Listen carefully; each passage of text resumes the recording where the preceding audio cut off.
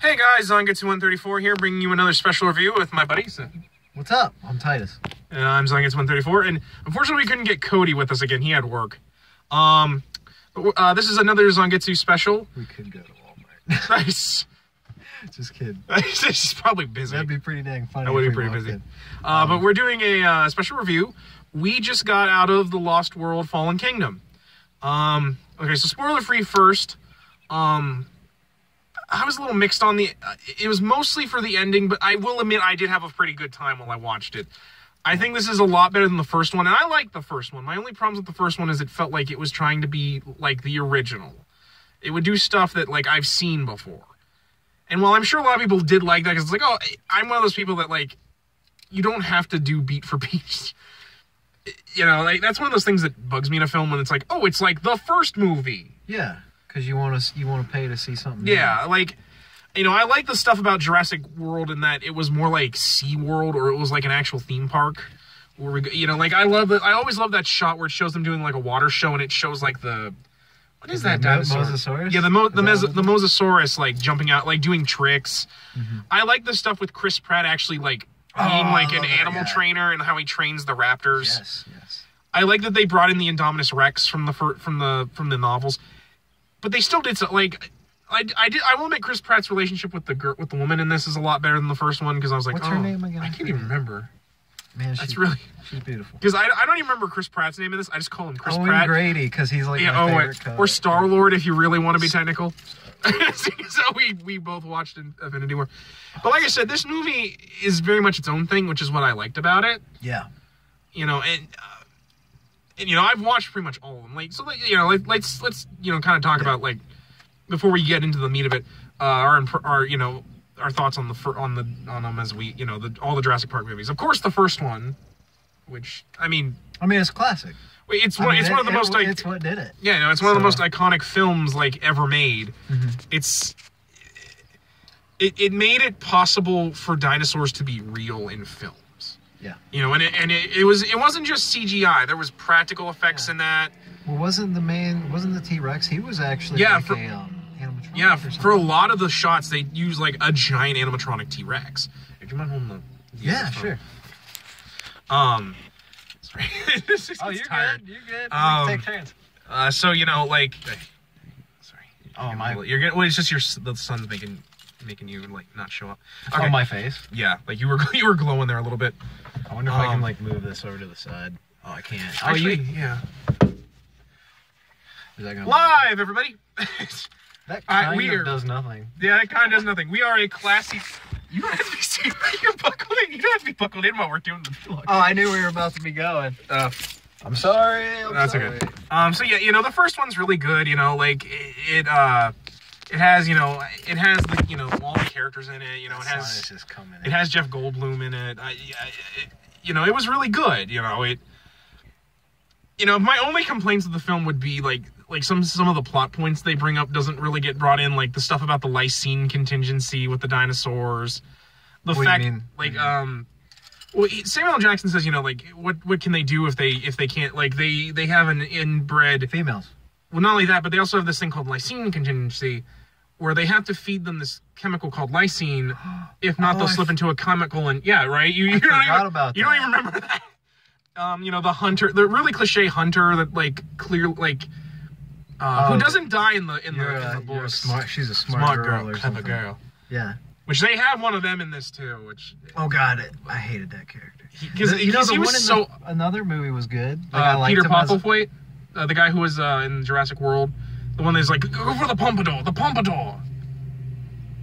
What? Yeah, the hunter in the second one. Yeah. The leader of like the yeah, poachers. I thought he was a cool character. He was. Especially wasn't like completely bad. Like, yeah, because like he was paid to do a job, and you know he didn't want anyone to. This for a little bit? Just a second. It's more because I have to like bend over the wheel to do it. I really need like something to hold it back. Do they make those? They do, but they're like for like kids' toys. Oh, here we go. Here we go. Is this gonna work? Yeah. Right. I'm using a Yu-Gi-Oh box. It's a little angled weird, but you know what? That's all right. It works. And if it falls over, whatever. This is a live vlog. I don't care. Yeah. But yeah, you know, the first movie is what it is. You know, it's Jurassic Park. You know, you have Hammond, you have Alan, and Alan was a great character. Alan was great. I like the fact that he learned to like kids a little bit. Yeah, because he wasn't a kid guy. Yeah, you know, because I always remember that scene where he scares the kid with the Velociraptor talon. Oh, turkey, eh? 6-foot turkey. That was it slowly, as it goes through your stomach and rips open. Like, that was, like, especially because, like, you know, as a little kid who actually knew dinosaurs when I was growing up, you know, that would be me. I wouldn't be the kid that, like, I'd be that kid be like, no, dude, velociraptors are scary. They have these big claws. Yeah. These big claws, you know. But, like, you know, it's one of those movies that, like, everyone has taken stuff from. Like, Toy Story 2 did it when they had the chase with Rex down the toy aisle. Yeah. And you see him, like, from the mirror, like, in the, you know, with the T-Rex. Yeah.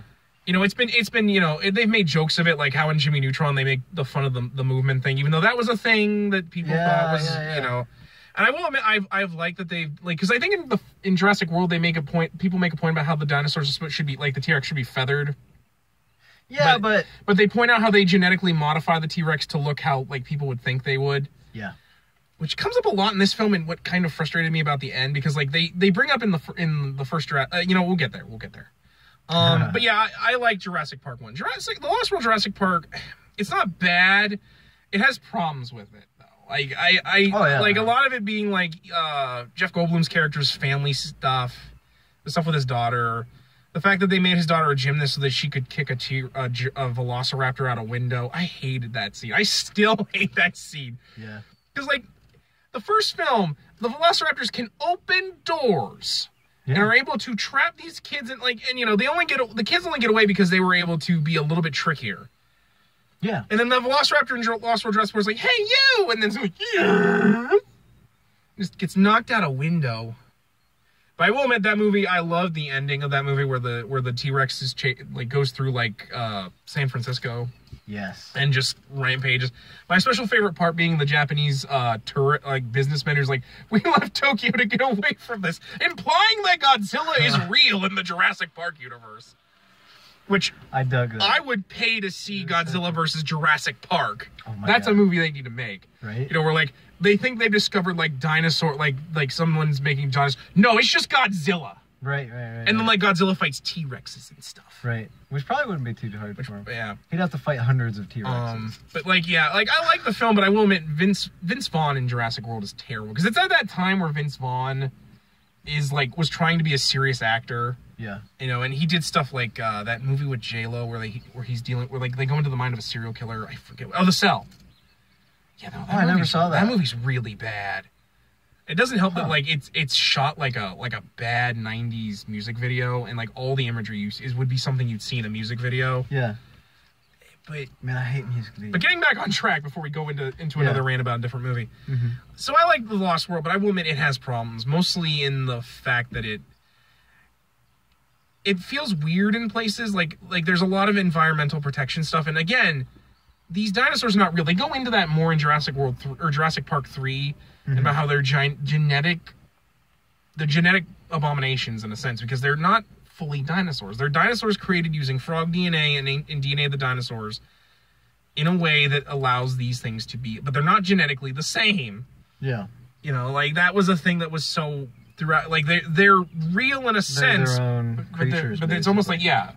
They're not dinosaurs. You know, and to be fair, the novels and I only know the novels a little bit because I've done differences between them, and the novels even bring that out too, about how they're not real, and that they are dangerous because, in a sense, we've created an invasive species that could destroy us. Right. You know, and so, yeah, you know, I like Jurassic World. It just feels weird, especially with the environmental stuff. And, like, at the end when, like, you know, first, like, because Malcolm seemed to not hate Hammond, but then at the end, like, he is like, because he goes up to the dude, he's like, now you're John Hammond. And it's like, so we're supposed to hate him now? Like, and don't get me wrong, the book Hammond's a monster, because, like, he, like, tries to run away, and, like, he actually like lets people die because he can get away, and then he ends up actually falling off a cliff and dying. Like, see, Hammond wasn't bad in the movie version. I do prefer movie Hammond, because, like, he clearly, like, has, like, a reason to do but like, and to be fair, it's just he didn't look ahead.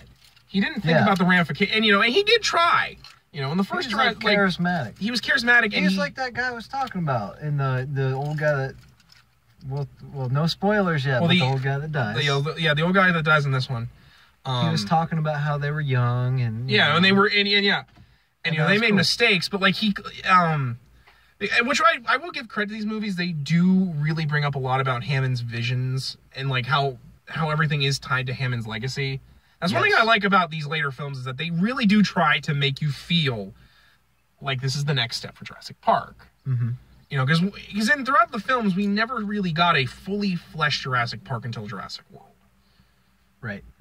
And even then, and I love that. I love seeing it realized. Come alive, yeah. That was something we never got. And we still didn't get in Jurassic Park 3, which I think is the Indoraptor right here. This is him. You stop it. Yeah. That's not actually him, actually. But, in Jurassic Park 3, which... I don't know what they were doing with Jurassic Park 3. It was like, I think they wanted to fix some of the problems they had, like, because of the fact that their research on dinosaurs isn't accurate. But to be fair, dinosaurs are a constantly changing thing, because we're learning new stuff about them all the time. Yeah. For instance, like, I think it was last year or the year before, they had found an almost perfectly intact Ankylosaurus corpse. Mm-hmm.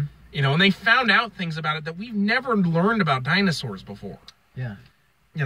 I've heard lately that they might have been warm-blooded. Yeah, so like they constantly go back and forth on whether or not they're warm or cold-blooded. And that's one of the things when we dissect this corpse of this ankylosaur, we'll learn. Yeah.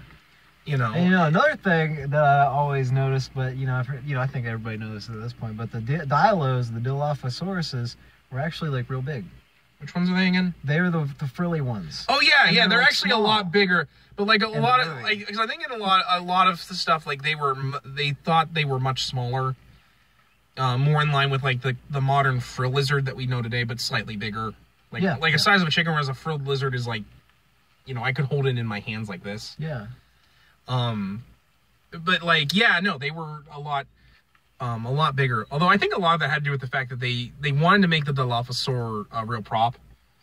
Because fun fact, you can see the strings on how they make the Dilophosaur's frills when it kills Jason Nedry, Newman. Oh, I hate. You can actually see the strings because like they couldn't get it to work originally. Like it was supposed to be animatronic and it would just open. Oh, cool, yeah. But I think because of the rain or something, the animatronics weren't working right, so they had to use a string to pull it open. Like they could make the dinosaur like spit but like it couldn't. The frills just could not. They could not get to work. Yeah. Which is something I always love about knowing these movies. But Jurassic Park 3 is.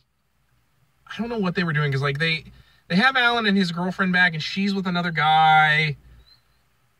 It was good in some of the parts. Some of the parts, but and then of course they have probably the one thing most people hate about those films is the Spinosaur versus T-Rex fight at the beginning. Especially because, once again, they try to be more accurate because of the fact that the Spinosaurus is bigger. It would be the deadlier predator of the two. Right. Except that, like, I think most paleontologists agree that it didn't hunt on land. Mm-hmm. The Spinosaur was a water creature for the most part, like a crocodile.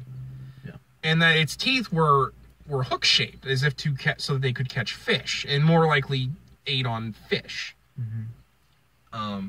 And T-Rex just, had a bigger, bulkier... I think the T-Rex would win. Well, to be fair, a lot of people think the T-Rexes weren't actually nearly as deadly a predators. They were more scavengers. Yeah, but to be fair, that's the same thing of, like lions, really? Yeah. And, like, other big game, big game cats and stuff. They don't really hunt, like...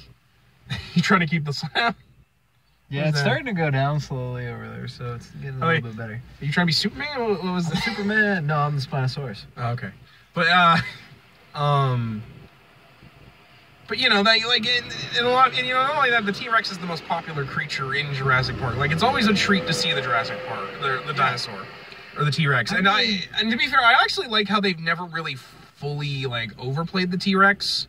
No, I think the most screen time he gets in any of the films is the first film. Yeah. And, when they do use the T-Rex, they do so in a way that's special. And I think that works pretty much in every single film, the T-Rex is never bad except for that scene in Jurassic Park 3 where the Spinosaur kills the first T-Rex. Right. I mean, even Lost World Jurassic Park, I thought with the mommy and the daddy dinosaur with the baby T-Rex, I thought was very well done. And I think, okay, maybe the second one's where it's used more, because the T-Rexes in that are like actively hunting them because they want the baby back. Mm-hmm. But, you know, and they still almost every single film do the scene where the T-Rex, like, curls around itself and roars triumphantly, which they do here pretty well. At the very end, they do that very end. I love that. I love how they always hook it in like that. But I will admit, it's really frustrating, especially because, like, these people, like, want to get their kid back because, like, the stepfather, like, foolishly took the kid on a parasailing thing near Isle del Sorna. Yeah. Because, you know, that could never go bad. Right. And then the kid is lost for like 8 weeks on that island, surviving thanks to the fact that he stole T-Rex pee to like make it seem like there was. Oh, it was just dumb. I hated that. That's how you do it. Especially the part in the film where like Alan uses that clay version of a Velociraptor's like voice box. Yeah. To make the Velociraptor sound, despite the fact that would not work. That's not how it works. Like you could probably get like. I mean, because they're pipes, you could get a sense of what it sounded like. Right. But you're not. But you don't got that. It's like the fleshy. You don't have the muscle cords to do that. But you know what was good in Jurassic Park 3, though, it was the first showing of the raptors with their eggs. Yeah. And how they could be, like... And how they were very smart. I will admit, that's probably one of the best parts, just because, like, they really play up how smart velociraptors are. Yeah. In that, and that, like they're not so... like a tribe of... Well, they're almost like people, which they push really more in Jurassic World in this movie with Blue. Blue's awesome. I will admit, I think it also helps that I will admit I like Alan coming back in the film. I just think it was pointless to have him and the girlfriend back if she's only going to be in there for like 2 seconds. Yeah. And the stupid part at the end where like it turns out his buddy stole the Velociraptor eggs because he wanted to make money for their... And I'm like, really? Yeah, that was kind of rough. I did like the scene where they were in the pterodactyl cage. Yeah. I thought that was really cool. My only complaint is how the pterodactyl's getting out to feed in the aviary, just because it clearly shows that it wasn't open, because at the end they see the pterodactyls escaping the island like they always do at the end of these movies. Well, there's water in the cage, right? So maybe, well, there is. So maybe they do get fish from the stream, but like, I don't know. Maybe that's how it happens. They'd have to they probably have rough times depending on what kind of fish are in there. But I mean, to be fair, like, I don't know. Maybe they broke because they break vending machines in those films, and like there's still like candy in there. Right. I feel like if a desperate enough dinosaur could smell through they would. But that movie I have issues with, especially like the husband and wife characters in there. Like I forget, like they're actors. Like the one dude's one of the characters from Fargo, and the woman is a really sorry. There's a fuzzy noise. Oh, you're good. I was trying to get rid of, and I didn't mind that part, but she was so obnoxious, and like the divorce stuff with them was not something I really cared for. But and I know a lot of people. There are people that will say Jurassic Park 3 is their favorite one. Well, when I was a kid, I was in that age range where that was my main one that I had to watch. Yeah. I mean, to be fair, when I was younger, the first one I watched was the Lost World Jurassic Park. Because my mom thought the first one would be too scary for me.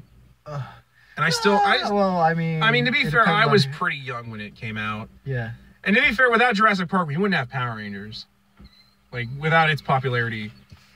Because Saban sold the idea that Power Rangers could work because they were dinosaur themed, and Jurassic Park had just came out at the time. Because it aired in 93. Oh. And so that's why they went with Zyuranger, the Sentai footage for that series, instead of Jetman or something else, because there were dinosaurs. So there was precedent and people. Yeah, and because that's one of the times popularity of dinosaurs really went up. Yeah. In a way, it's a lot like how. Ooh, that's a really nice car. Yeah. Bumblebee. It's actually got. It's got. Oh yeah, that's an Autobot Bumblebee. It's Bumblebee. Okay. I think I've actually seen that Bumblebee at work because I used to push carts. That was a Camaro that was released for Transformers 2 for Revenge of the Fallen. That's the only good thing to come out of that movie. Yeah, that's cool. I dig that. I think they also got rid of the stupid decals where Bumblebee's face was on it. Like, hopefully. Like, I like the Autobot. Like, either that or something. No, the Autobot thing's pretty cool. We've talked 20 minutes and we haven't even gotten to Jurassic World. Okay. All right, so should we move on to Jurassic World? I'll just say Jurassic World 1 I like, but like I said, I think the problems with that film is that it's trying to be like the first film. I love Owen Grady. I will admit I love Blue. I like that. I like him the girl too. She's cool. She's not bad. My only real complaints to that film are the scenes that are trying really hard to be like the first film. Yeah. And I don't like how they don't do Indominus Rex right. Because to me, it's just a really big raptor. Just because it's a T-Rex Velociraptor combo instead of the in-book Velociraptor or T-Rex chameleon hybrid, which was much more interesting because that way it makes sense why it can turn invisible. Mm-hmm. But yeah. Let's get on to Jurassic World Fallen Kingdom. Like I said, I how about the pre-leaving the island stage? What do you think about that? Oh, you mean like where they do like the BBC News and they talk about? No, what? Well, we could go to that, but I mean, like they escape the island because there's lava coming down. Oh yeah, so the volcano that was in Isle del Sorna is suddenly become active again, which is a thing that can happen with volcanoes. Oh yeah, totally. Because like when they're dormant, like Mount St. Helens, for example, the one that caused that big ash cloud back in the 80s, was dormant. Dormant does not necessarily mean it's dead. It's dead. Like it can come back. Oh, sweet dude. You know, and it comes active, and so there's like a public outcry of people wanting to save the dinosaurs. The government's not sure if they want to, which is where we come into seeing probably the best cameo of these films with Ian Malcolm coming back. He didn't have a huge part. He didn't have a huge part, but I liked his parts because they made sense. Yes. That he's trying to tell the government. He's not going to be running around on some island, so it's. Oh yeah, no, he's done this twice now. He ain't going back. He's smart. I wouldn't go back after the. And to be fair, I do agree with him a lot in this film, but like, you know, we should let them die because. And which he brings up, you know, like after we create a nuclear arms, we can't put the genie back in the bottle. Yeah. You know, and this is genetics. You know, we're tampering with things we're not completely fully in control of, which is kind of true and kind of not true, because like we've come a long way since like the 90s with genetic stuff. Oh yeah, big. You know, yeah. No, I might have to sit up a little bit because you're not completely. I'm not sure how much your face is.